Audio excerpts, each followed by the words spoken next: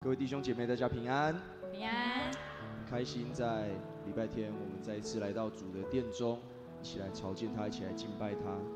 我们先一起安静我们的心，预备等候主今天所要告诉我们的，所要教导我们的。求主赐给我们一个安静的心，专心的等候他进入到我们的心里面。我们向神来祷告，求主他使我们的眼目不定睛在自己，不定睛在这个世界。就在今天，就在现在，我们要定睛在主，我们要在他的宝座前再次的寻求他。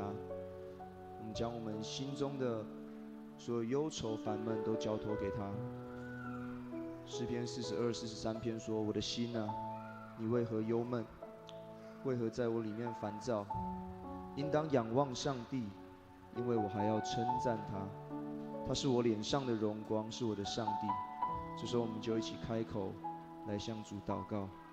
哈利路亚，帮助是主，再次来到你面前，主，愿你使我们的心柔和谦卑。主啊，我们渴慕你的话语，我们追求你。主啊，愿你进入到我们的心。主啊，我们何等的渴慕你的话语再次浇灌到我们的生命当中。主啊，求你让我们的心心如磐石，专心的来敬拜你，单单的来寻求你，就进入到我们的心里面。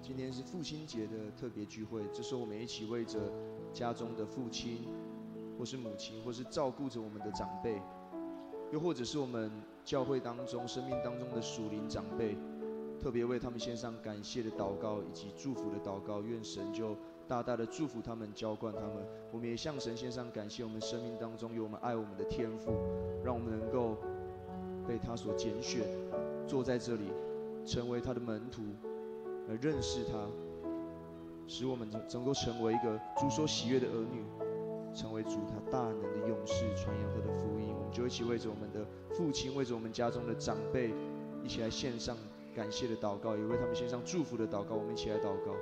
哈利路亚，巴父神主啊，我们感谢你，感谢你让我们生命当中有父母的养育，感谢你让我们生命当中有长辈的教导，有属灵长辈的陪伴。主啊，感谢你爱我们，感谢你拣选我们，让我们坐在这里能够得着你的恩典，能够得着你的祝福。主啊，就求你大大的祝福我们生命当中每位长辈，使我们的生命成为每个人的样式，一起来学习。我们要成为主你的精兵，成为你传福音的勇士。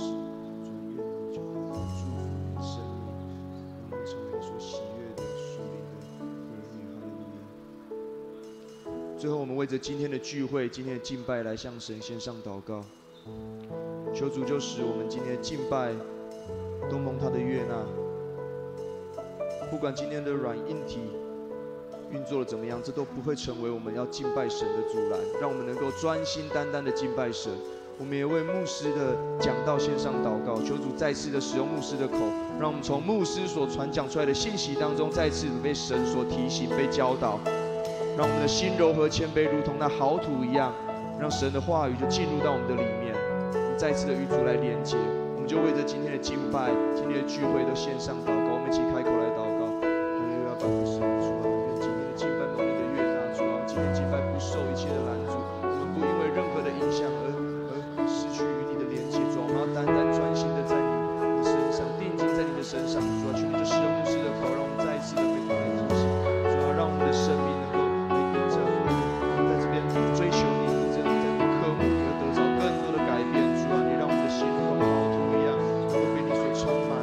主啊，改变我们的生命，不断的突破旧我的限制。主啊，我们要一个全新的生命，愿你所喜悦。哈利路亚！爱我们天父，主啊，感谢你赐给我们父母，爱我们的长辈，谢谢你爱我们。主啊，我们的心是何等的渴慕你，如切慕溪水。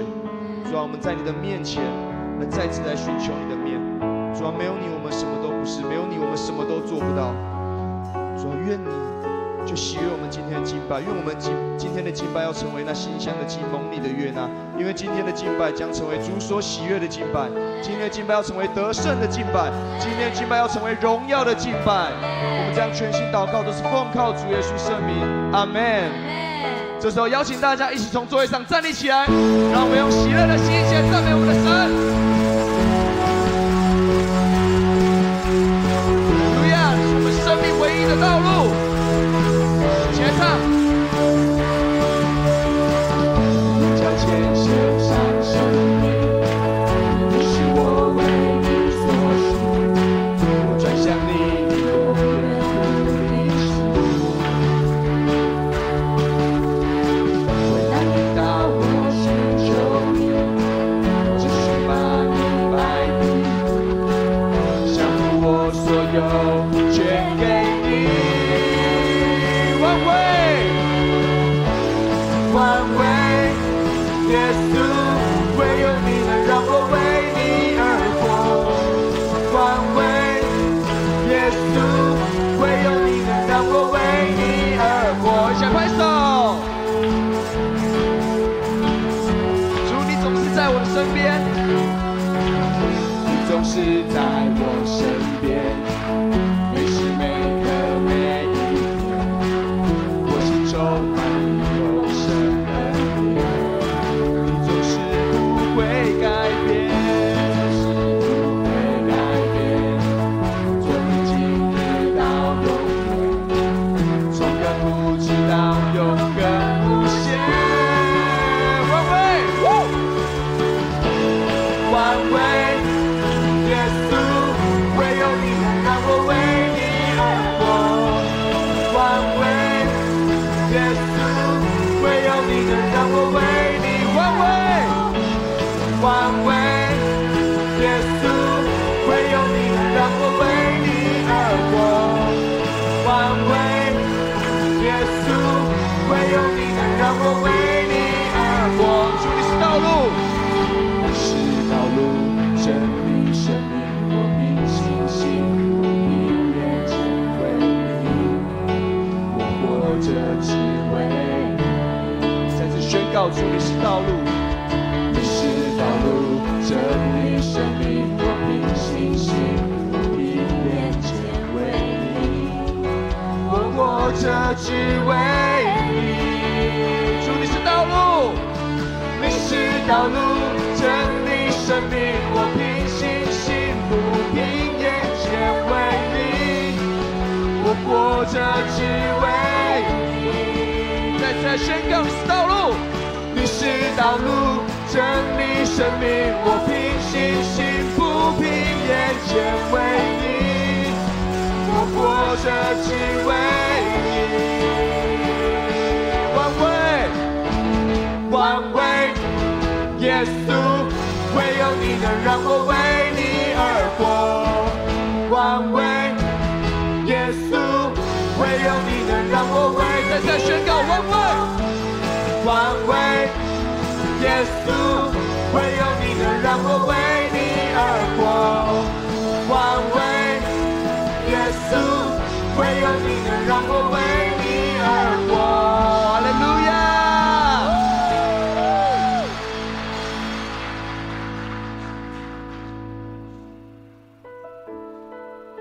谢谢主，你爱我们。主啊，不管我们到哪里去，你都看过我们。主，我们向你献上感谢。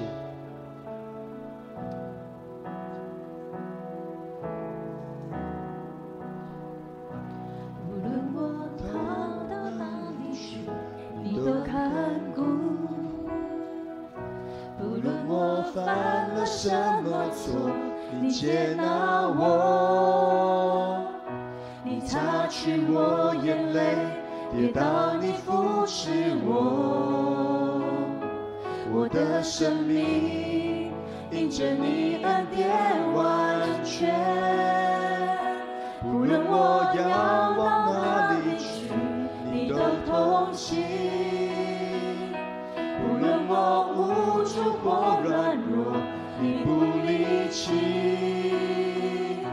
你擦去我眼泪，跌倒你扶持我，我的生命因着你恩典完全。我天父供应我，你是我的拯救，你慈爱拥抱我，环绕我，永远不离开我。天父，我敬拜你，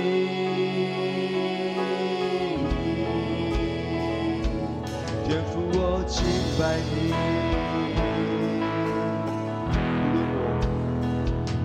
无论我逃到哪里去，你都看顾；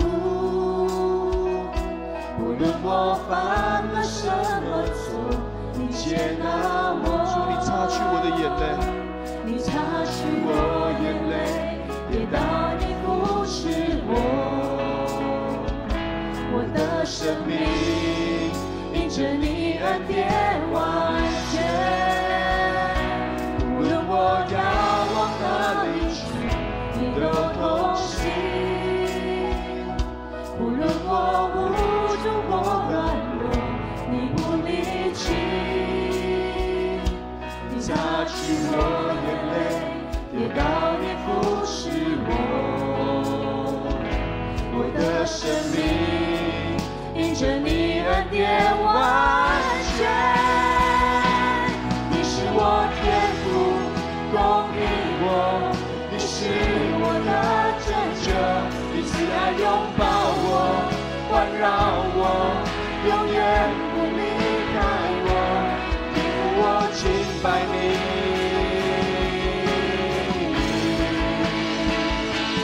天父，我敬拜你。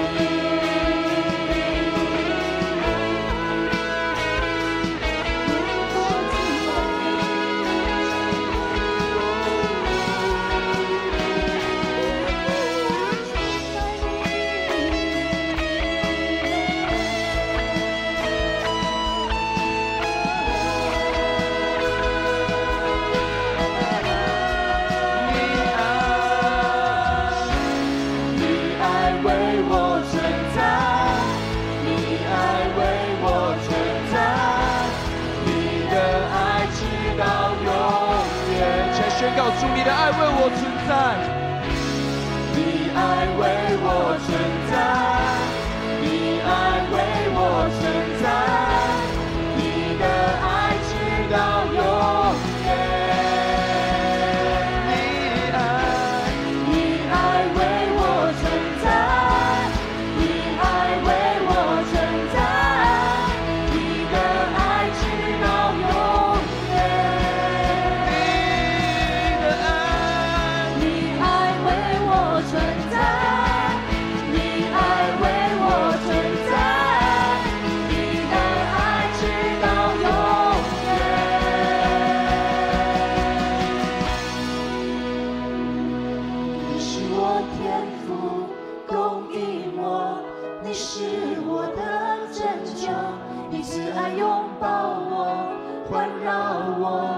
永远不离开我，天父，我敬拜你。主，你是我天父，你是我天父供应我，你是我的拯救，你慈爱拥抱我，环绕我，永远不离开我。天父，我敬拜你。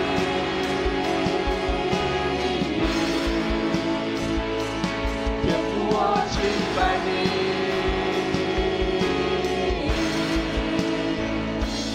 天父，我敬拜你。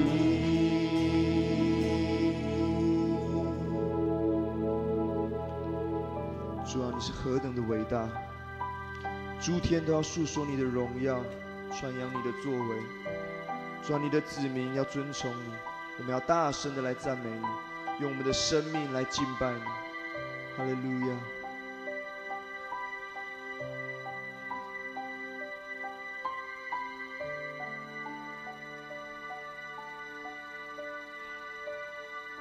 诸天述说天父的荣耀，穹苍传扬奇妙的作为，张开双手，望不得饱足，万口承认你是我们的神。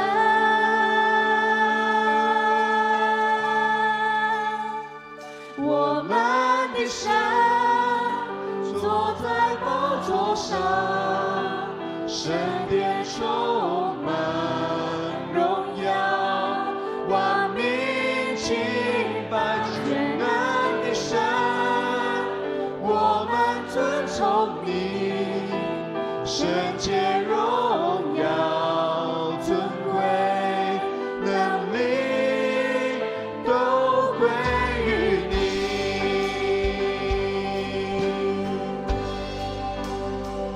主天述说天父的荣耀，众赞传扬奇妙的作为，张开双手，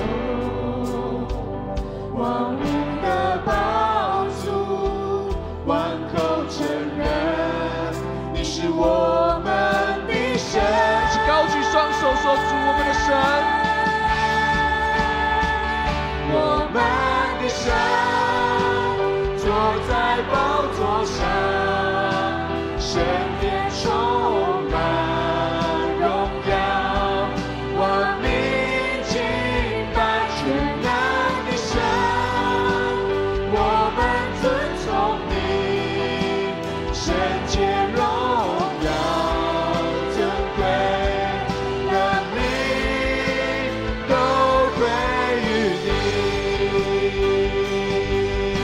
主，你说话，你说话，命令就立；你吹气，就得生命，万物齐唱，哈利路亚！神在，神在，神在！再次来宣告，你说话。你说话，命令就立；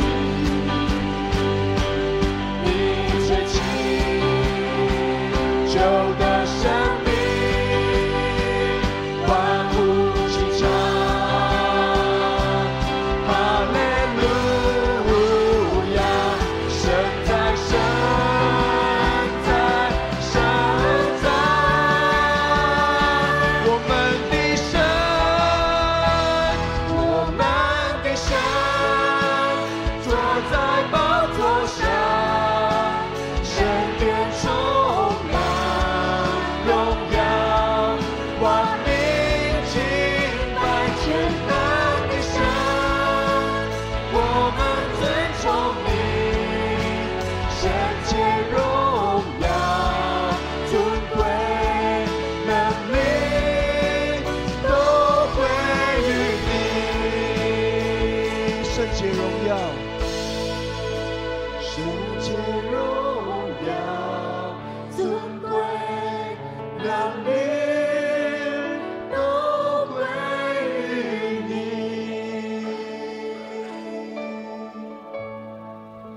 哈利路亚！是的，主啊，圣洁荣耀都全归于你，是因为你创造了这个宇宙，创造了世界，也特别是恩典在我们人类当中，让我们从我们的身上看见神的荣耀，也看见神奇妙的创造，特别是将你的形象放在我们人的当中。感谢主，今天我们迎接父亲节，来做感恩礼拜。愿神的恩典，神的美好形象，也在父亲的身上看见神的荣美。感谢主，因为我们今天的敬拜，感恩的心从神而来，也让我们明白神的话语成为我们的力量跟帮助。愿我们敬拜一切荣耀都归给你。感谢。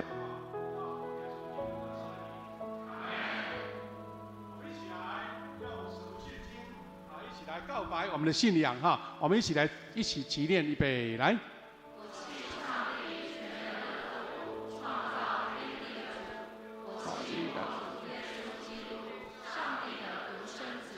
因圣灵感孕，由童女玛利亚所生，在本丢比拉多手下受难，被钉十字架，受死，埋葬，降在阴间。第3天从死里复活，升天，坐在全能的父上帝的右边，将来必从那里降临，审判活人死人。我信圣灵，我信圣而公之教会，我信圣徒相通，我信罪得赦免，我信身体复活，我信永生。阿门。请坐。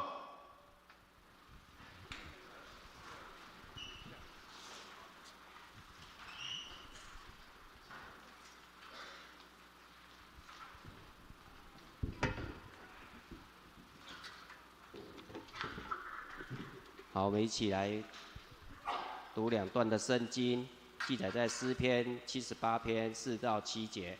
第2处的圣经是马拉基书4章5到6节。好，我们一起来诗篇，好，我们一起来。我们不向子孙隐瞒这些事，却要向下一代说明上主的美德、全能和一切奇妙的作为。他颁法律给雅各的后裔，他是诫命给以色列人民。他命令我们的祖宗要把他的法律传给子孙，好使后代学习，再传给他们的子子孙孙，这样他们也会信靠上帝，不忘记他的作为，永远遵守他的诫命。马拉基书的4章5到6节，好，我们一起来看啊！耶和华大而可畏之日未到以前，我必差遣先知以利亚到你们那里去，他必使父亲的心转向儿女，儿女的心转向父亲，免得我来做主遍地。好，接下来我们请献诗，我们请主日学的学生。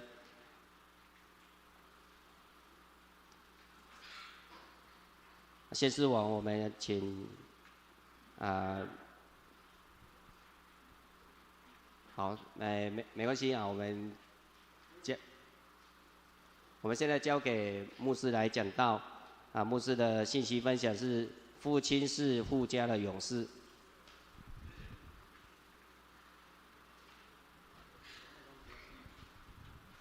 好，弟兄姐妹大家平安。这个主日学今天没办法，第2堂没办法上线，是不是啊？还是等一下？好，没关系。这个牧师不能带他们唱啊，不然的话，他要唱爸爸的很可爱的诗歌。等一下让他们来的时候就可以随时上来，没关系啊哈。中间串场也没问题的哈。好今天是父亲节哈，我们在场的父亲，我们弟兄姐妹给他们祝一下你是最帅的爸爸，来给大家祝一下。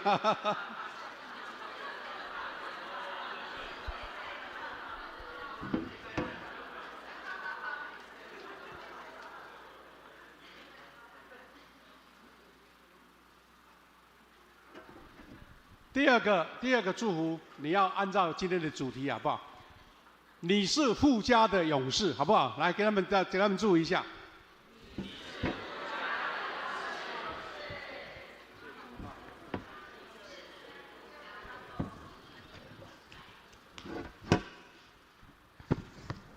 那今天呢，这个主题呢，我们是要通过2段经文，大家一起勉励哈。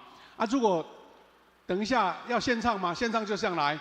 我们的小朋友终于上来了，用跑的来，跑步上来，来欢迎。来，小朋友上来，请上来。这个我们第1堂已经献诗过了哈，有一些成员不一样。来，我们请他们来找自己的位置哦，看看你站在哪个位置最漂亮的、最帅的、最可爱的好你们要拿到麦克风吗？要不要拿麦克风？小朋友有人要拿麦克风的吗？有哈，麦克风在后面哦，好不好？在这边。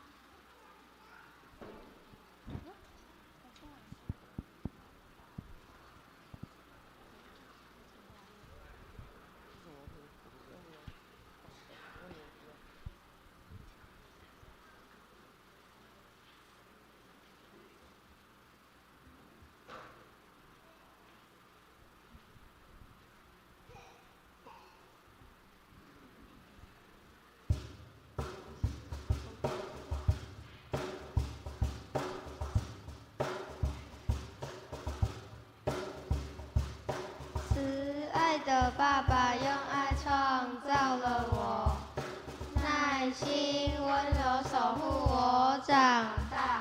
当我迷路害怕，看不清前方，求助你就为我指引方向。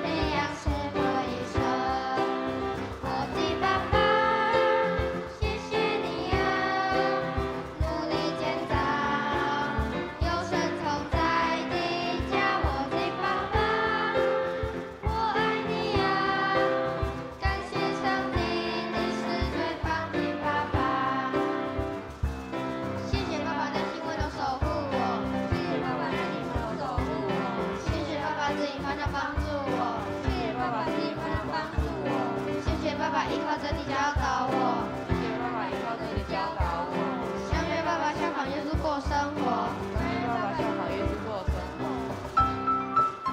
谢谢爸爸，谢谢爸爸，谢谢爸爸，谢谢爸爸，谢谢爸爸，谢谢爸爸。慈爱的爸爸用爱创造了我。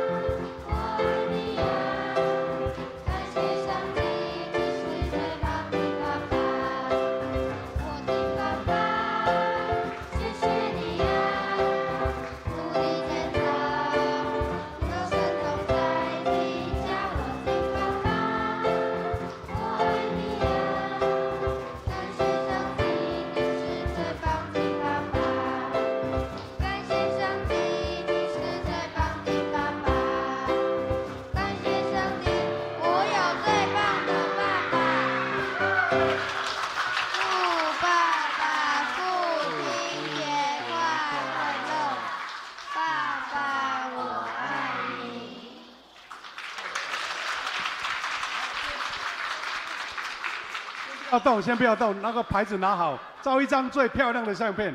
老师也上来好不好？来照一张。那个祝这个什么收音器先拿一下，来摆最好的 pose 哦。你看今天呢，这首诗歌是我们教会的彭君姐妹还有英佳姐妹她们做的创作哦，给她们热烈鼓掌一下。来，好，我们照一张。来，小朋友看前面，要把你最漂亮的照片。啊，我站旁边当。来，你上来。小朋友来看前面哦，要照一张合照。你们今年的年度照片。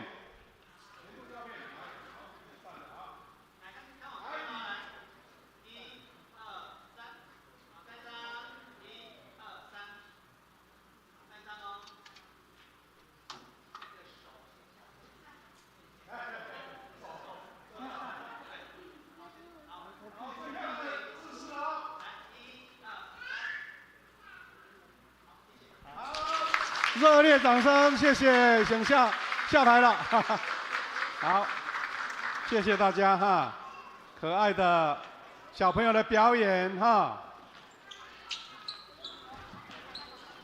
我想我们各位弟兄姐妹看到他们可爱的笑容，还有我爱爸爸，大家心中都融化了哈，都融化了。他们连续2场都一起来献诗哈，感谢主的恩典。好。我们要一起分享主的话语。那下半段哦，我们请弟兄姐妹大家不能先离开，因为我们要有一个问卷的事工。你们手上如果有没笔的，等一下记得拿笔。我们要后半段哈，牧师祷告完有一个写我们的问卷小组问卷哈，我们一起来祷告。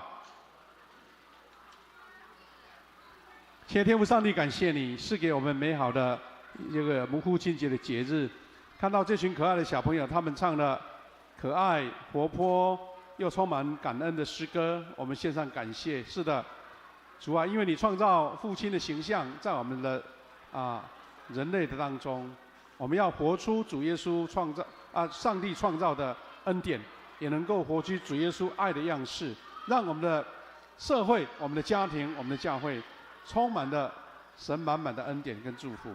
我们要从你的话语得劳学习，求你带领我们的时间。祷告奉靠主耶稣基督的圣名，阿们。今天的主题叫做父亲是富家勇士，那主要是要透过这2段经文，大家一起来学习。一个是诗篇，那今天我是从第2段经文先开始讲起了哈。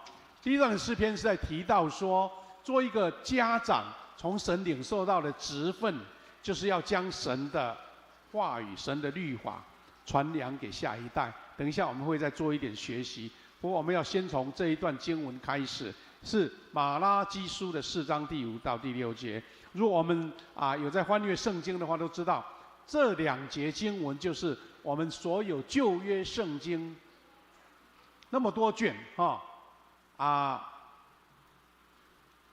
最后一卷马拉基，而且是最后2节经文。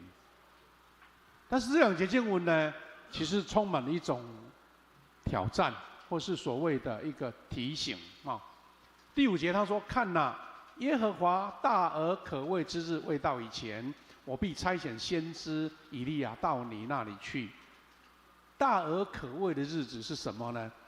我们马拉基书第4章是1节到第6节，那前面其实有一个前提啦，他是这样说，他说：“上主万军的统帅，这样说，那日子快到了，所有狂傲邪恶的人都要像麦秸一样被烧掉，那一天，他们要被烧尽，都不存留。”换句话说，一切狂傲邪恶的人就是被烧尽，就是这里所说的大而可畏之日，大而可畏之日。然后他留了一个伏笔，他说：“我要差遣先知以利亚到你们那里去。”大而可畏的日子还没到哦，但是以利亚要先来。那先来做什么事呢？他说第6节他必使父亲的心转向儿女，儿女的心转向父亲，免得我来咒诅遍地。前面是讲的非常的很大的挑战，严格啦，但是留了一个前伏笔，他说我要派以利亚到你们那里去，那促使你们怎么样？他必使父亲转向儿女，儿女转向父亲，然后如果这个事情完成了，就我不会用咒诅来让这个遍地受苦。所以神呢，在他一个大而可畏的日子来到之前，他用这样的呼召，其实就是要让我们回复到他原先创造人类的一个美好的一个组织形象跟恩典，就是家庭能够重新恢复起来。特别是他说父亲转向儿女，儿女转向父亲，所以马拉基书呢也算是一个寻回父亲，或是寻回父爱，或是寻回父亲形象的一个宣告一个宣告。他刚刚读的这段经文，我们可以分两三个情况来学习。第一个，他是因为以色列百姓受掳归回了，他们曾经亡国，然后马拉基书已经是他们受掳归回的那一个时段了，大概主前460年到30年之间。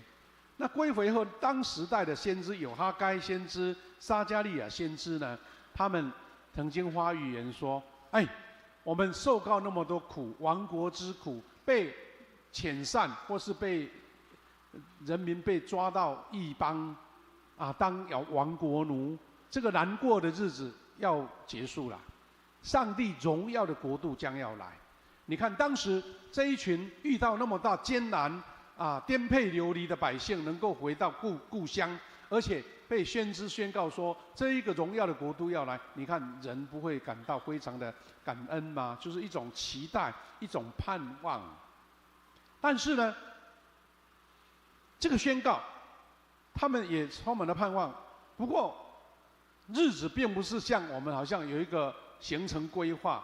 是我们的时间表都把它列好了，什么时候要举行什么事情。我们这个礼拜父亲节，下个礼拜就要举办48周年的感恩节庆了。它不是，那个时间是人无法去预测的。就好像前2个礼拜牧师在讲有关山的故事哈，我说我们跟原住民这些弟兄或是这些原住民的百姓去爬山，带领我们过哪一个山，哪一个转角，他会讲说。没多远呐，转个弯就到了啦，你就要自己评估说，他讲的转个弯，你可能要走个2-3个小时才走得到，那个时间不是我们能够预测的，所以这些以色列百姓听到这个荣耀的国度，心中高兴而已，但是没有一个预备心呐，所以没多久，过了多年，看不见这个所谓神的国度荣耀的踪影。所以百姓开始失望啦、慌乱啦，感觉有点心烦气躁不耐烦。又加上他们刚刚归回，重建家园的都还没完整好，土地又遇到干旱，农作物欠收，人民穷困，周围的人虎视眈眈，种种的不顺利的事情，所以让他们就更加的焦虑了。就那个时间，这个环境。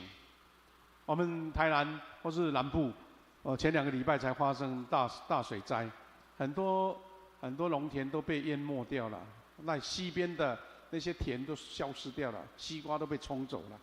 你看我们这些农民，他们不是要花很多时间才能够把它恢复起来吗？我们现在吃的菜现在很贵了，因为那些菜都被流失掉了。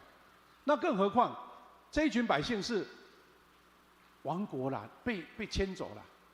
然后又让他回来，你看一切家园待重整，在那种焦虑环境之下，那以色列百姓呢，他们因为预言未到，是灰心失望，他们甚至怀疑上帝的爱跟公义，是不是这个承诺是不是真的还假的呢？他们失去了热忱，也对上帝的敬畏失去了，以至于做礼拜大家似有若无的，不是专心，不热诚，好像圣殿的崇拜流于形式了，那更不用说人民的家庭跟伦理道德就每况愈下。弟兄姐妹，这个有一个关联呢，对不对？我们富强教会做礼拜充满了热情，充满了渴慕，这个会影响你的家，因为你心没有打开，你的家庭、你的工作、你的职场也会受影响。所以做礼拜不是纯粹一个好像表演一样，而是虔诚的心投入，让神的恩膏串流在你的身上。那当时的百姓是负面的，因为他们热情消失了，所以才出现了今天这段经文，就是马拉基先知他勉励这段经文，我们已经读过2、3次了哈。他说：“大而可畏的日子未到之前，我必差遣先知以利亚到你们那里去，使怎么样？使父亲的心转向儿女，儿女的心转向父亲，免得我来咒诅遍地。”把所有应该做的事情，他把它归回到一个焦点，就是恢复家庭，恢复父亲跟儿女的那个关系。儿女能够对父亲的孝顺，或是听话，或是顺服，这个是变成以先知的一个核心的核心。那这个先知马拉基的训勉，他是这样子，是期盼身为父亲的心要转向儿女，儿女转向父亲，其实就是在寻回一个家庭的应有的伦理跟秩序，然后让社会成为不要让社会变成一个无父无儿女的世代。如果是这样，连家庭的伦理纲常都破坏掉了，那等于上帝看到这个社会大概救不了了，对不对？就是完全毁坏掉了，架构都失去了，所以等于就是要来审判这个地方。所以很多的事情要做，但是他把家庭的伦理、父亲跟儿女的关系弄得最重要。那圣经学者他就用这段经文因为它前后我们看起来好像只有字面上的意思，不过应该有2个层面两个层面的意思哈。那个层面的意思就是说，第一个是灵性方面的，以利亚的来到，要使当代不敬畏神、悖逆的百姓，就是我们这一群百姓是儿女的和儿女的一个范畴，那归回正途，跟以色列这些敬虔的祖先一样，就是父亲把我们敬虔的心回来敬畏神，这个也是儿女对于我们天父上帝。那上帝他要用爱来呼召我们，这个就是一个属灵的层次灵性的方面。那让这一个以色列百姓能够再重新回到敬畏神的一个层面上。那第二个是社会的层面。什么叫社会的层面？就是以利亚他来，就是实际要让家庭能够恢复和谐的关系。因为当时因为社会一片混乱，常常有那个把妻子离弃了，然后就另外找新的对象，那感到很多的社会问题，所以变成一个所谓的无父的世代。无父的世代，除了人跟上帝关系的疏离以外，远离上帝之外，也成为无父的百姓。他们一个婚姻的不和谐，单亲的家庭的问题以致很多事情就看见了这个负面的事情产生了。那这个当然它不是在指个别的，而是整个普遍的形象那个形态，我们怎么样去把它恢复，把它装备起来，把它重新修复起来，这样子。所以我们看到马拉基对当时社会的一个呼召，其实某一种程度也在让我们这个社会看见神所看重的是家庭的美好。所以在诗篇78篇的4到7节，也同样在提醒我们做长辈啦、父亲或是做父母的责任。他说，第一个要向下一代说明上主的美德、全能和一切奇妙的作为。做父亲的责任是要坚守对下一代来阐述上帝的美德、全能还一切奇妙的作为。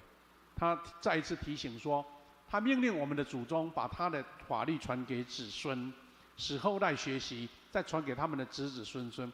他看到这一个教导或是这样的命令是一个传承性的，不是说我尽我的责任就好了。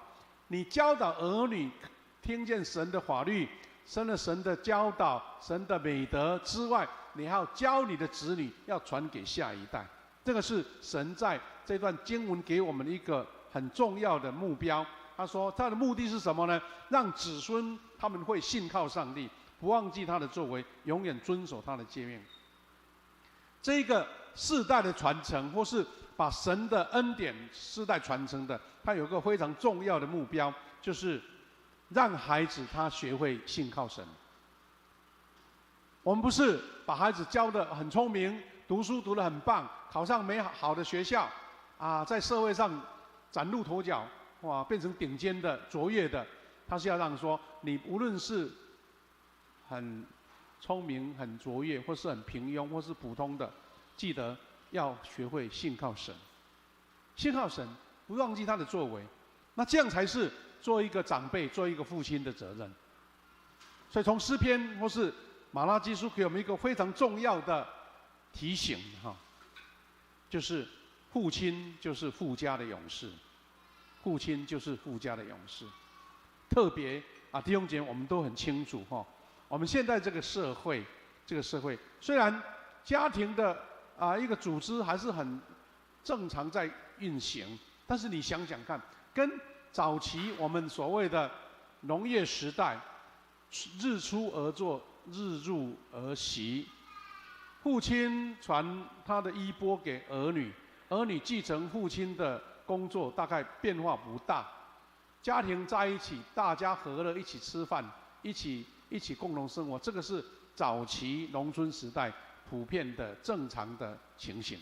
但是今天，我们社会进入到一个工商的时代，甚至一个是 AI 的时代，甚至是到一个社会像一个大机器，然后你我大家都进入到这个机器里面，就像一个螺丝钉，跟着它跑。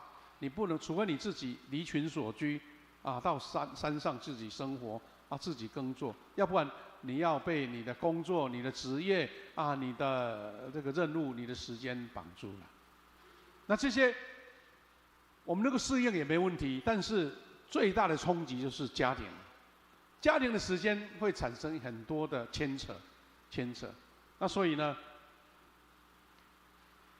昨天呢，我们有一个特别的一个事工，就是我们有一个台湾的一个民主的基金会他来播放一些人权或是社会关怀的影片。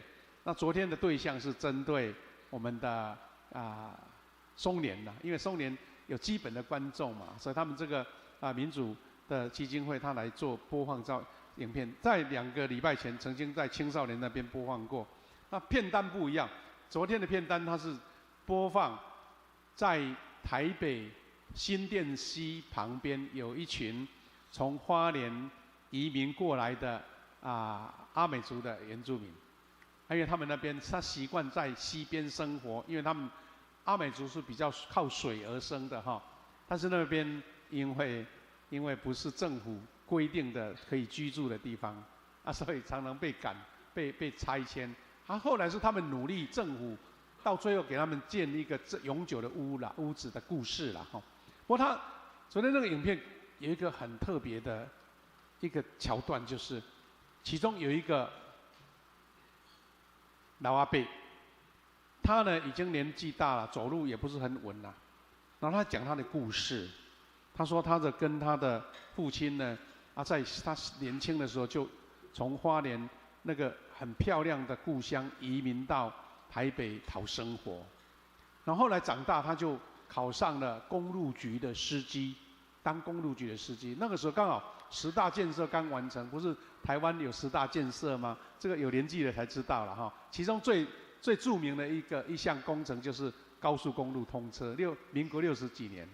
他说他就是那个时候第1代的司机啦。好了。那现在考上司机，不像以前他在河边抓鱼啦、种菜就可以吃啦，天天跟家庭在一起。他说，从那个时候开始，他5、6点就要出门，孩子还在睡觉，然后就赶到公路局的这个车站，然后开那一辆公路局的车，从台北出发到高雄，要开5个小时。那个时候车子还不算太多哦，能开5个小时也不简单了哈。好，开完5个小时，在高雄休息一下，然后又回程要载另外一批客人回到台北。他说回到台北整理完回到家已经晚上10点多了，11点了，孩子又睡觉了。同样住在一个屋檐下，但是他没有办法跟孩子有互动。你说他不爱孩子吗？爱呀，但是因为这个社会的环境，这个工作的内容，让他没有办法有亲子的关系。这个故事呢，昨天那个影片，他是最后这个老人哦，他自己走在故乡的街道上，然后讲一句话，他说：“我要认了，就是孩子跟他不亲了啦。一个在加拿大，一个好像不在他身边。他那老了变成一个孤独的人，但是他自己也只好承认说，事情碰到这个事情，没办法改变，他心中只有接受。那我说这个是一个缩影了。现在整个台湾的社会这种情况是变成一个正常的状况了。所以呢，有一个统计台湾的单亲家庭户外缺席的问题。2021年单亲家庭户数有96万3000多户，11年之间增加了19万户。那单亲家庭已占全台湾的家庭的总数10%，等于是1/10哈。那在2022年，台湾有12万对的新人结婚，但是有5万对离婚哈。那这表示什么？不是有什么特别的批判的意思，他是说，这个就是我们目前台湾社会的现况。那是表示怎么样呢？教会的牧养的禾场很大，因为单亲，这是一种状态，就是目前社会的状态。我们不是贴标签，反倒是我们要有一个细腻的心去看到说，社会有这样的情况，需要我们更加的多的陪伴、关怀。其实我们也可以看到说，有时候我们在幸福小组的时候，会看到有这样的 based， 当他讲出他的心声的时候，我们就发现说，对，社会上有很多这样的家庭，又不是他故意的，又不是他事情不做变成这样，没有啦，完全是这个社会所产生的状态。然后教会要多付一份心力去关怀，去补足这个户外缺席的一个情况。所以呢，刚好今年呢，我们中会台南中会，它有一个很有意思的课程在推广。因为刚开始呢，他没办法直接在教会，他就邀请我们当牧师的去说明，说我们能不能来推动这个课程？什么课程呢？他就是说，男人是勇士男人是勇士。以前呢，我们教会最长的就是妇女团契，对不对？妇女团契、妈妈团契、姐妹团契，因为姐妹妈妈比较容易聚集嘛。那男生要聚集很困难呢。不过他才发现说，平常我们都把焦点关注在妈妈、妇女身上，其实做爸爸的更需要关怀，因为爸爸有时候孤单的时候，没有人可以倾诉，你知道吗？所以这个课程是什么课程呢？它是一个门徒训练的圣经课程，是帮助男人取得生命中的成功，战胜每天所对抗的征战。那这个当然就是从美国发展起来，他们知道说，原来现在这个社会或是家庭的状况我们都在鼓励或是在关心姐妹，但是发现说最需要关心的可能是先生所以这是我们台南中会今年他因为要推广，所以要先从牧师去做培训，因为他不是说我把一本教材拿给你你们自己乱，不是，他是一定要有人先做培训，培训完，比如说我培训完了，我当种子，我来再找几位弟兄有意愿的弟兄一起来培训培训完他们才可以再去陪伴对方，像新的朋友。而且呢，他一次的课程不是3-2次，3个2个礼拜，是10个月这是我们最近台南中会所推动的，是从这个课程是美国2011年开始推动，已经影响了63个国家、24种语言、6万多人的生命。我们台湾或者中文版直到2019年才开始推广。那起源推广是因为有一位参与这个事工的一个长老，他看到说，哇，这个能够带动我们全台湾的弟兄能够生命翻转这个太有价值了。所以他怎么样呢？他第一个去募款，第二个他自己免费的到处跑，台湾到处跑，去促成这样的课程，让它实际运作，而且所有的教材都免费，因为有人看见这个重要所以呢，我们台南的据点是先从活水教会那个陈牧师他们那边开始推动的，然后开始有一群弟兄姐妹开始学习，牧长开始学习。那今年我们长老教会台南中会就把它引进到我们的教会的层面过来那这个是他们的一个 logo 就是一个男士呢，他跪在十字架面前了他怎么解说这个 logo 的意义呢？他说：“我是一个跪在十字架前的勇士，我拒绝破碎又失败的世界，因为他已经为我死在十字架上。现在我有盼望和永恒的奖赏。我是一个跪在十字架前的勇士。”这是他们一个形象的照片了就是弟兄大家彼此扶持。所以男人是勇士，我们不要把它很简短的把它理解说好像每一个男生就很闷或是感觉这个肌肉男，不是啦。他是说心灵是一个强壮的勇士，生命是强壮的勇士好这些都是他们形象的照片。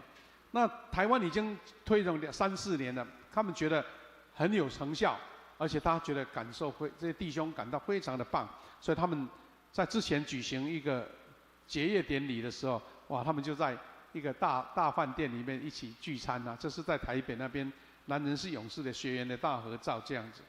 那牧师介绍这个课程，不是说我们赶快来学习，因为要一个阶段一个阶段，有人去做种子培训之后，他带回来教会。不过我在期待说，当我们这个课程有陪伴的同工之后，我们鼓励我们的弟兄勇敢来参加，因为他的要求不算说很严格，但是要照本来啦。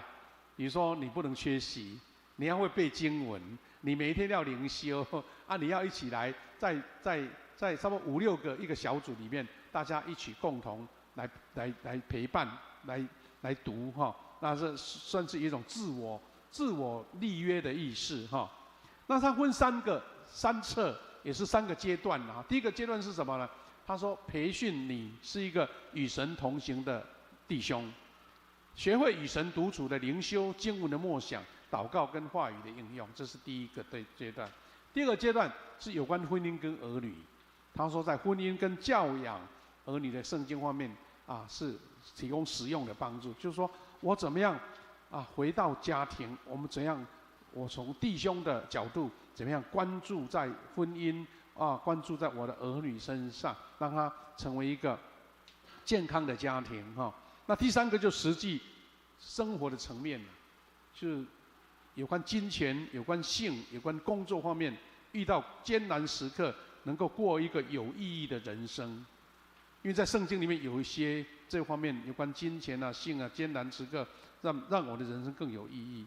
弟兄姐妹，为什么他会推展这个课程呢？因为这一位开发的这个美国一个导航会的弟兄一个同工，他是发现说，很多圣经的课程，比如说我们在小组，我们在聚会，都比较少专注于男生方面的需求。一般的查经很好，但是针对弟兄的需求的没有把它整理出来。而且他发现说，95%的男性需要这个领域上帮助，因为在男性的群体对婚姻、对服事、对教养、对财务方面的挑战，有超过95%的弟兄，他们都认为有需要。自己去灵修、自己查考，可能时间花很长，或是没有办法效果，所以他们就专注于男性这个要10个月的时间，等于是1个礼拜大概有90分钟的时间聚集。啊，他不求人多，4、5个，有时候2个要配对，弟兄跟弟兄大家彼此背经，你背给我听，我背给你听，这样子哈。在带领者大概4、5个、5、6个这样子，在这方面能够建立，而且各个层面都一起学习到，特别是有圣经的教导哈，就是圣经用为生活财务管理、圣洁生活跟战胜情欲这样子，所以。这个男人是勇士的课程，预计在今年先推广在牧者的阶段，那期待再来有机会，我们把这个课程能够成为我们互相教一个男生的很重要的一个教导课程的目标哈。他这个目标是怎么样呢？他说，教会弟兄都被主兴起成为卓越的勇士，教会也成为卓越的教会。他说，当男人被兴起成为天国的将领。并且遵行圣经去行事为人，不但自己蒙福，而且成为他人的祝福。是的，我记得在20、30年前呢，牧师在美国的时候，曾经看到有一个非常兴起的运动，也是由男生自己组成的，他们的主题叫做 Promise Keeper，Promise Keeper， 就是说我们要做一个守诺者，男生要守这个承诺。守神的承诺，要去照顾家庭，要去关心家庭，要为家庭牺牲付出，这些都是弟兄自己自发性的一个活动。那感谢主，我们觉得这样的强调，在父亲节这个时间，也许让我们知道说，爸爸父亲男生不要有时候太硬了。我们在神面前就是跪在十字架前的勇士，勇士。不是不掉泪，勇士不是不跪下，勇士不是不要在神面前谦卑悔改，而是从神的重新恩膏之下更成长、更强壮、更得神祝福。我要感谢主说，我们很多同工领袖都认为了，一致认为说，我们富强教会就是有一群可爱的。男人勇士，大家有没有说阿门啊？弟兄，你是勇士，阿不阿门？因为我们很多人在比较说，我们台南众教会我们富强教会的弟兄是比例最高的，而且是服事最热心的，而且很谦卑的。大家如果认同，我期待呢，我们富强教会，在50周年的时候男生被兴起，这个是我们的重大的。事工了我们说青少年的会兴起，我们的儿童被兴起，那当然姐妹已经很强了，不是说不重要，是姐妹来为我们男士来祷告。我们曾经听过一句鼓励的话，他说：“姐妹跪倒，男士怎么样？起跑，姐妹跪倒就为弟兄祷告，然后男士就勇敢向前冲了我们教会真的。”你看我们的小组长一半都是弟兄那我们的长职啦，我们的服侍团队啦我们小组里面参与的部分，不会说都是姐妹比较多，男生很多。那这个是应该是彼此影响、彼此激励，而且大家在一起的时候那种和谐跟热情让人家很感动所以我们姐妹平常就要多鼓励弟兄说。你很棒，你是勇士你在小组里面，你在家庭里面，你在教会里面，都是神恩典的勇士。愿神让我们每一个爸爸都是一个护家的勇士。勇士不是说好像有硬的事情要出面相挺而已啦，是因为你的爱，父亲转向儿女，儿女转向父亲，让你的家庭成为一个坚固的堡垒，这个是最大的勇士，护卫的勇士。弟兄姐妹，我们要来唱一首短歌如果有同工会唱的，可以拿麦克风帮忙牧师唱，因为这首诗歌很类似，很好的主题啦阿爸天父，我们一边唱，那我们一边学习这个诗歌给我们的一个教导唱完诗歌，我们要来举行一个小组的一个事工的问卷，我们请音乐来帮我们坐着来唱。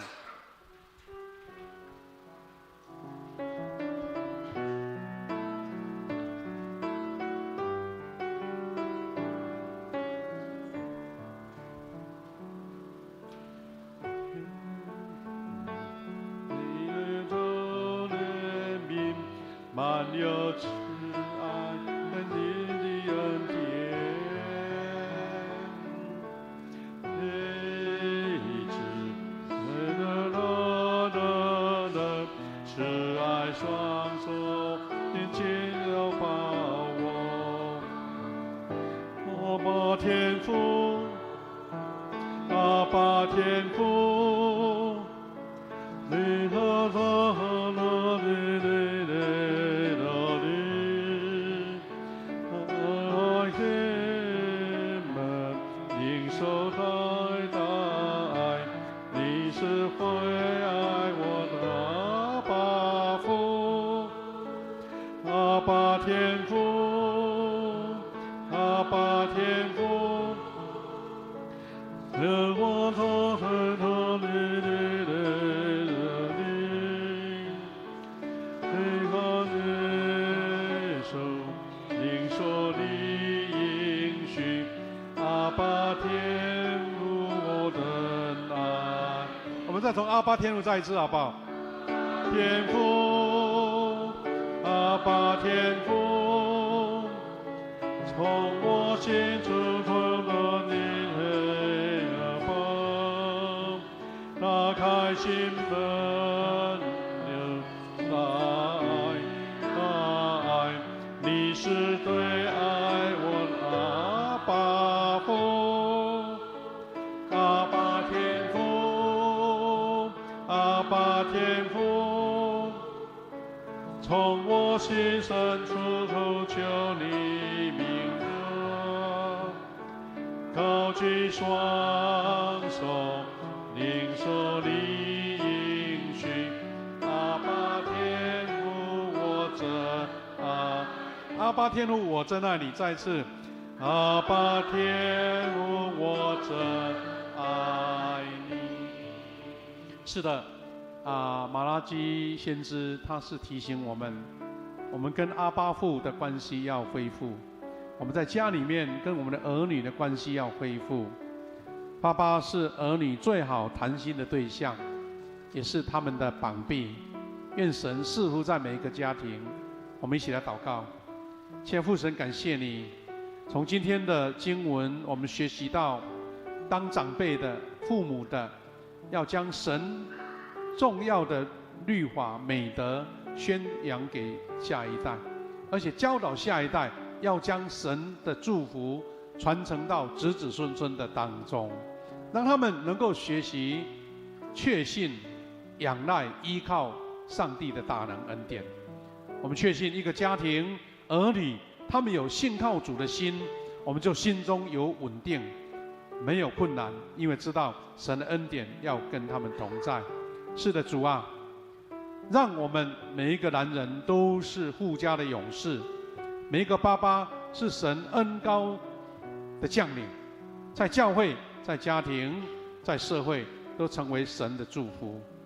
我们这样祷告祈求，奉靠主耶稣基督得胜的名，阿们。弟兄姐妹，我们这个时段的一个短短的时间呢，要请我们的魏鹏长老，因为他是我们这庆祝50周年的事工当中，特别推动小组事工的一个组织，一个小组。那怎么样推动？我们希望除了对外我们有问卷调查以外，我们也希望我们在座的弟兄姐妹，大家跟针对小组事工填上你的一个回应。我们把时间交给我们的魏鹏长老，请他来跟我们说明也请执事慢慢来帮忙来。我们先不要发好了我先把跟大家解释一下。那个大家平安我们50几年，再过1年不到半年就到了所以我们很期待我们有许多的活动要开始来策划。我们知道我们的教会台南中会里面大概有总共有72间的长老教会，我们的教会的教士是第3名第1名是天桥教会，第2名是大光教会，第3名就是我们的教会。不管在人数上，在奉献上，我们都是在这样的位置。当然我们不是跟别人比较，是我们跟自己比较那我们知道全世界成长的教会里面有2大因素都全部一定会有的，第一个就是有热情的敬拜，第二个就是要有强壮的小组事工。所以我们教会在20年前就开始推动这个小组事工。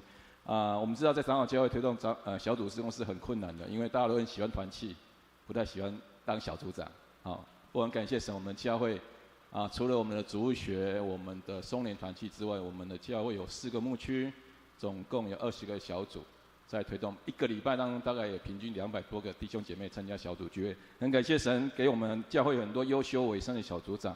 那我们在50禧年的时候，我们会举办一个对外邀请我们长老教会的教会来邀请他们来我们教会来进行一个长老教会的小组事工研讨会。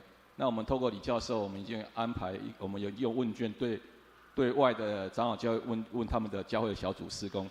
各位，我们知道长老教会真的在推行小组事工的教会很低的比率哦哈，所以我们教会有这么多爱主的小组长，我们是鼓掌一下，谢谢他们了哈，感谢主。那我们今天要做一个小小的问卷了哈，等一下我们会请同工发给大家，大概5分钟就可以做完了哈。我们也了解一下我们自己的教会的小组事工现况，更重要的是邀请我们每个弟兄，你还没有参加小组的，能够进到一个小组，成为一个你的生命的帮助。那我们期待我们在50禧年的时候，我们透过这个事工研讨会，也来祝福其他的长老教会能够一起来成长哈。那是不是等一下呢？我们那一张写下去，我们最旁边有一个截角哈，你假如觉得你这个名字你不知道，不想让人家记名的话，你就把它撕起来。交给同工假如说你不是很在意的话，就把整张都交回来，没关系。等你交回来的时候，我们会送你一个小礼物就是我们教会送给新人的团队新朋友，我们会送给他一个饮料的一个提袋很多弟兄姐妹说那我们送新人都没个底都没所以等一下我们会送你一个这个你有填表的话，更重要是你那个结角要结下给我们同工假如你没有结，我们会帮你结我们下个礼拜刚好是我们48周年庆，我们会有摸彩我们会从在这摸彩。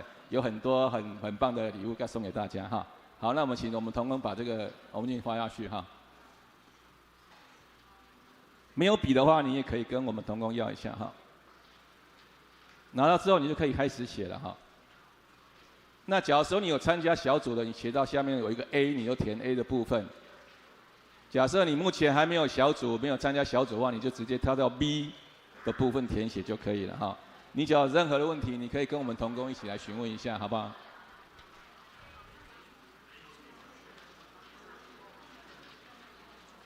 因为我们第2堂的弟兄姐妹都比较年轻了所以应该不用解释大家应该很快就可以完成了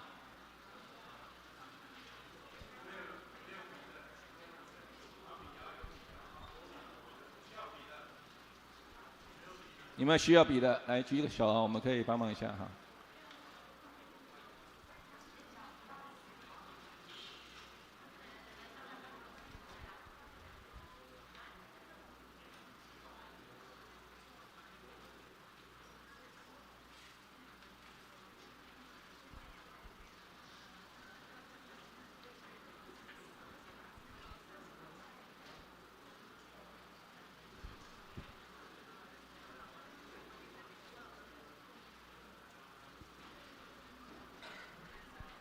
一人写1次就可以了一人写1次就可以了。假如说你第一堂写过，你就不用再写第2次了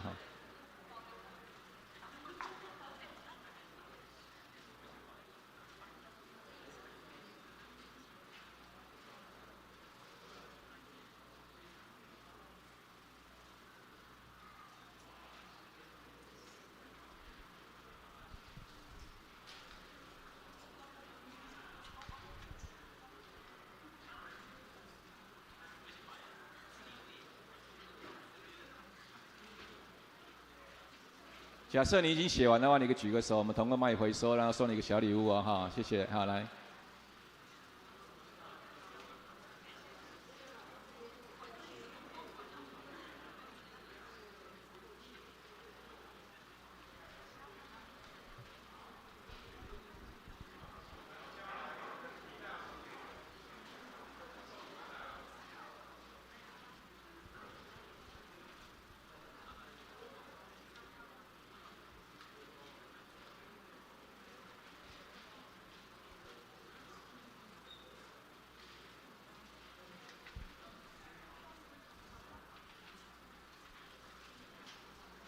特别我们当中，假如说你还没有参加小组弟兄姐妹，我们真的很热切的欢迎你来找一个适合你的小组来参加假如说你不知道你能够参加什么小组，我们后面有个电话，请你留下你的电话，我们会跟你联络来邀请你参加小组哈。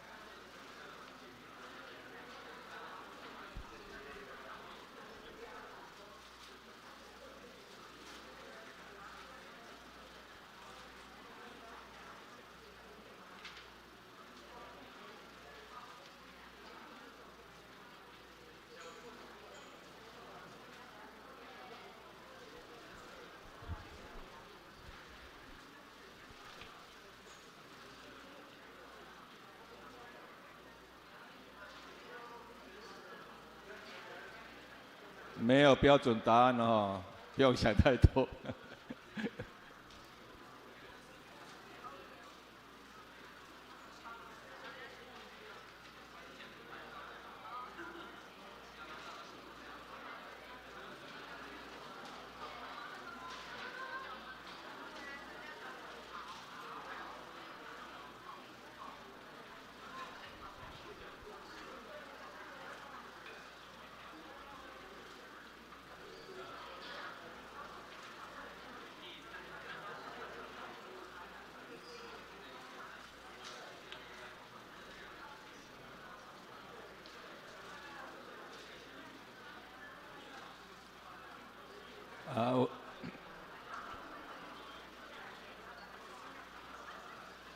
我看大部分的弟兄姐妹都很快就填完了哈。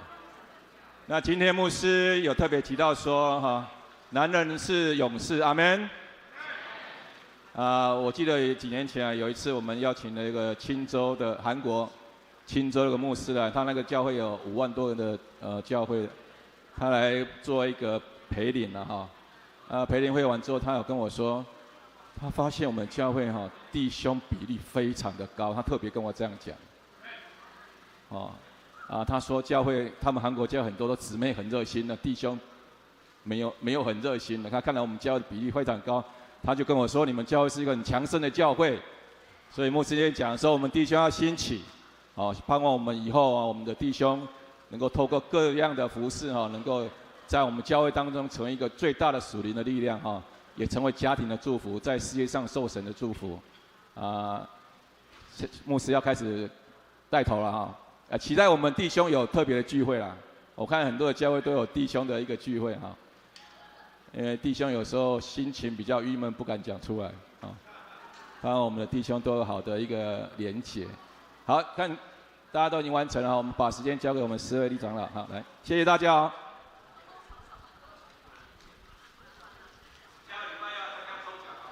好，我们一起来奉献。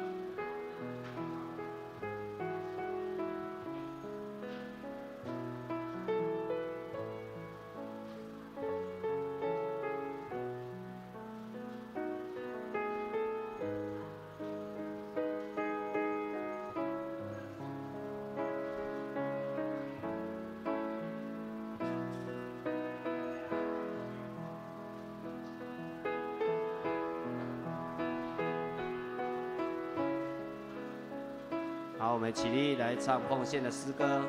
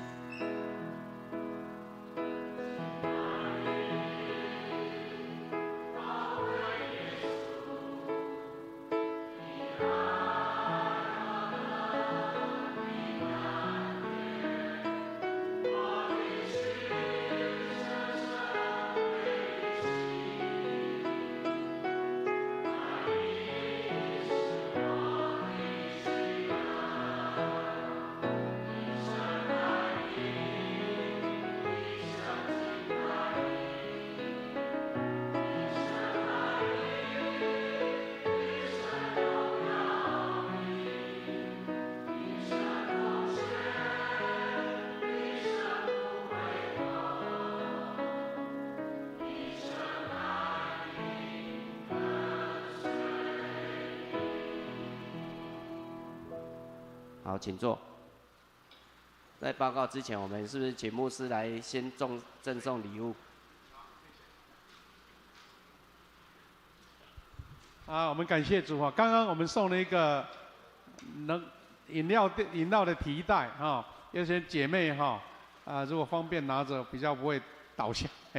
不过现在听说那个手摇饮也不能送那个纸杯了。就是要宠物使用的，不过放在一个比较坚固的可以使用。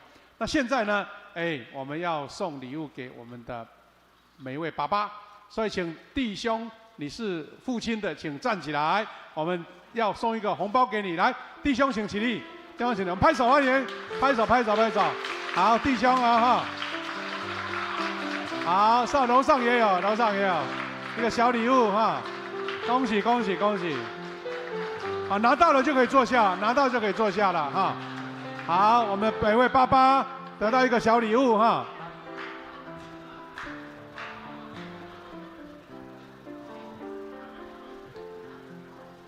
好，这时候我来报告。报告之前，我们先来背这个月的金句，马太福音7章24到25节。好，我们一起来攻读经文，我们一起来读2次。我这话的就去行。好，把房子盖在磐石上，雨淋、水冲、风吹，撞到那房子，房子总不倒塌，因为根基立在磐石上。马太福音7章24到25节。好，我们一起再练一次。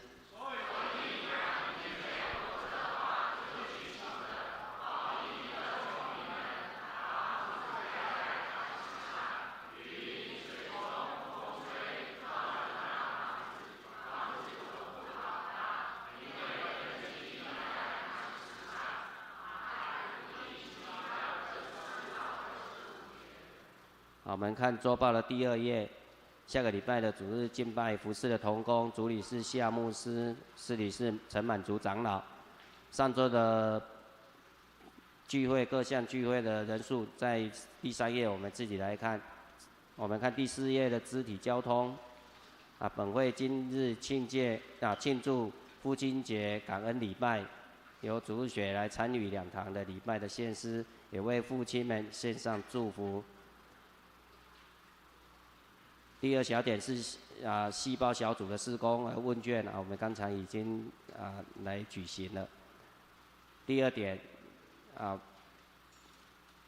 我们请我们自己来看。第3点本会定于下个礼拜举行社教48周年的感恩礼拜，还有圣餐洗礼式有2堂合并1堂礼拜将从9点开始请我们自己来注意时间。第2小点我们下个礼拜的洗礼式已经有15位的弟兄姐妹报名我们请为这些弟兄姐妹来祝福来代祷，请小会员当日在下个礼拜8点30前在教会预备圣餐。第5点我们第5点、第6点、第7点我们自己来看，还有肢体交通我们也请我们自己来看。第10点今天会举行8月份的庆生会，等一下我们结束后，礼拜结束后我们来庆生。第6页我们自己来看，已经记载得很清楚，我们自己来看这些消息。第7页是奉献征信还有第8页是奉献征信，如果有问题的，请跟我们财务组的同工来更正。以上报告，我们请牧师来补充报告。好，感谢主哈。我们今天有2组新朋友来我们当中，我来做介绍。第一个是吴太庆、陈思颖夫妇在这边，来欢迎你们2位，来欢迎哈。年轻的朋友哈，欢迎你哈。第2组就是我们的蔡丽玉姐妹，我们的汤怡瑶的妈妈哈，吴大伟汤怡瑶的妈妈，欢迎我们的丽玉姐，欢迎哈，欢迎。感谢主，我们每一次都有新朋友来，期待我们大家的关心祝福，他们能够很喜欢我们的教会哈。刚才呢，我们的魏鹏长老特别提到说，我们弟兄要有自己的聚会，有聚会。其实牧师刚刚在报告这个男人是勇士的课程，因为牧师也是第一个接触，所以我不能自己开班。但是如果有弟兄说牧师我也要上这个班，那牧师跟你当同学了，请别的老师来当我们的指导。也许我在区长那边征求看看有没有这个男人先第一个当勇士的。要10个月10个月不是1个礼拜1次哦，而且不能缺席哦我再把这个介绍换盖区长这边，看有谁能够当第一批的勇士哈。好，那刚刚呢，我们我借有几个图卡再做一个提醒了哈。第一个，这个是我们今天下午开始的连续3个礼拜的幸福小组的密训我们互相就要把它称为叫做大使命学校，好。那我们期待我们这个周报不是有写吗？已经有5个幸福小组已经组成了。我知道现在还在运作筹组当中，应该至少2、3个小组。我期待今年能不能达到8个到10个小组哇，要运作。那我们不要求大，好像一大票人来工作侍奉，3、5个就够了。那 base 的不要多，2、3个、4、5个也没问题啊，不要说那么多人，这样你们还可以轻松的运作了哈。如果要参加培训，我想说，除了你要进入幸福小组之外，如果你的小组里面有同工有这个需求，都鼓励他们下午今天下午开始2点半我们如果人数不是太多，我们会在2楼要先由谢牧师来当讲员我们为了要印这个资料，所以请在中午的时候要休息前，我们这个礼拜结束，跟我们的干事我们谢婉在这边司琴跟他讲说我要参加，这样我们才能印资料给你我们现在有20个人已经要参加了欢迎大家来参加那第2个就是我们48周年感恩礼拜，刚刚我们的志强长老已经报告过，下个礼拜只有1堂礼拜，9点开始等于9点开始敬拜赞美了那有圣餐，有洗礼，特别是我们圣歌队管弦乐团队的演奏中间我们还有一个余兴节目叫抽奖。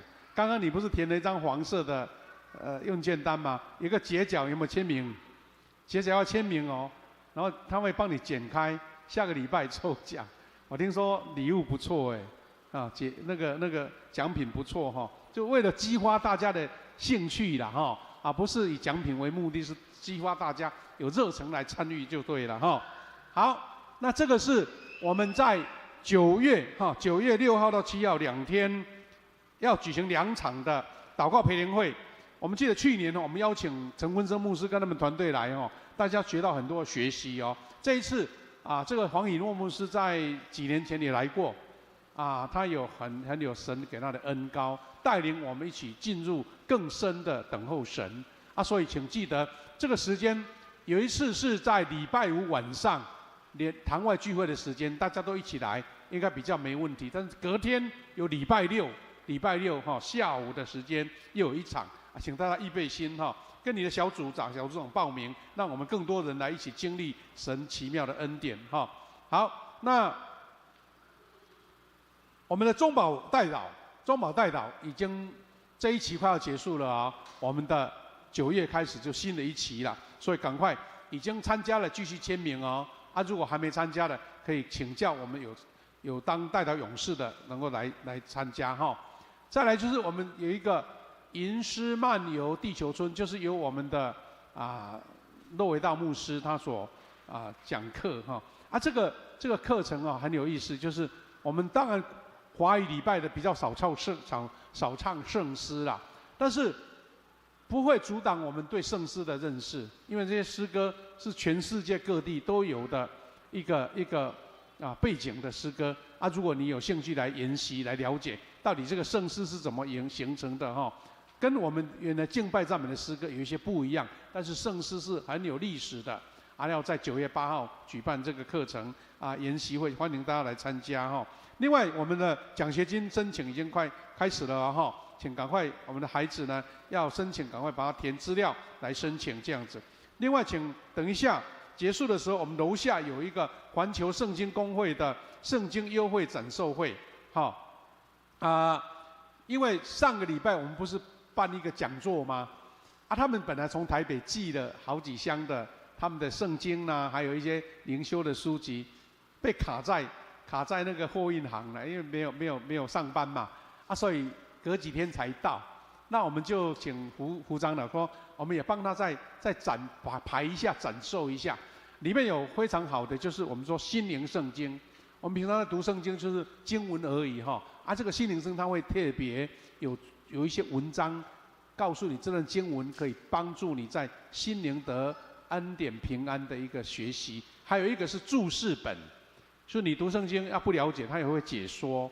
还有其他的书籍哈，如果今天这个姐妹买来送给爸爸最好的礼物让他读那个心灵圣经哈。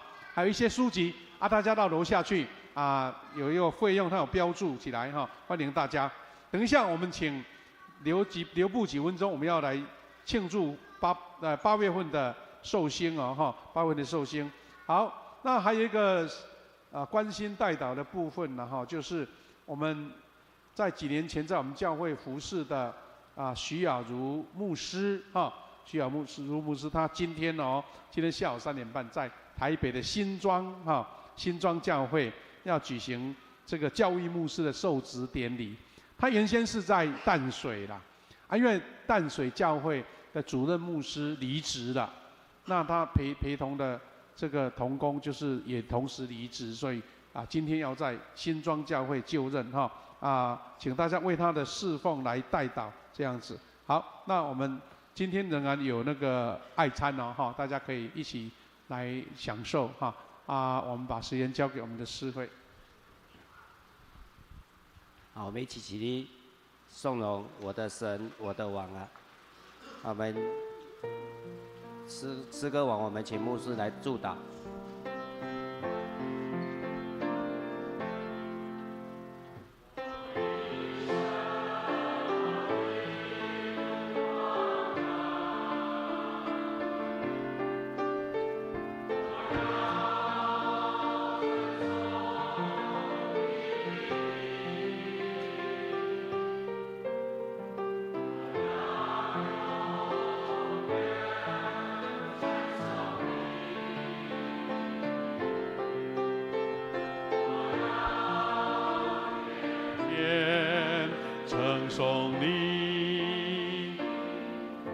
来领受从神来的赐福，愿主耶稣基督的恩典、上帝的慈爱、圣灵的保守相通扶持，赐福恩典给每一位爸爸，也是喜乐平安给每一位弟兄姐妹，从今时直到永远。阿们。阿们。阿门。阿门。我们请坐，先默祷，我们再来做庆生会，谢谢。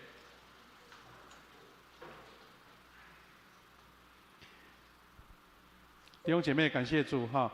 我们第2堂礼拜我们的8月份的寿星，我们要请大家站起来好不好？让我们给你们祝福。寿星请起立好不好？寿星请8月份的寿星在这边有名单了哈，没有办法一一来念。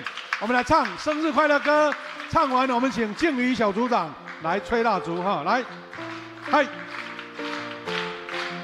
嗨，来，祝你生日快乐，祝你生日快乐，愿主赐福给你，祝你生日快，唱英文的，嗨 ，Happy birthday to you， 有没有照相的？照相同工 ，Happy birthday, Happy birthday, Happy birthday to you。来，我们请敬宇小组长来吹蜡烛，来代表拍手拍手祝福。好，我们为寿星祝福祷告，我们再结束啊。现在父神感谢你，8月份是一个热情的季节，感谢你赐给我们很多我们8月份的寿星，神啊。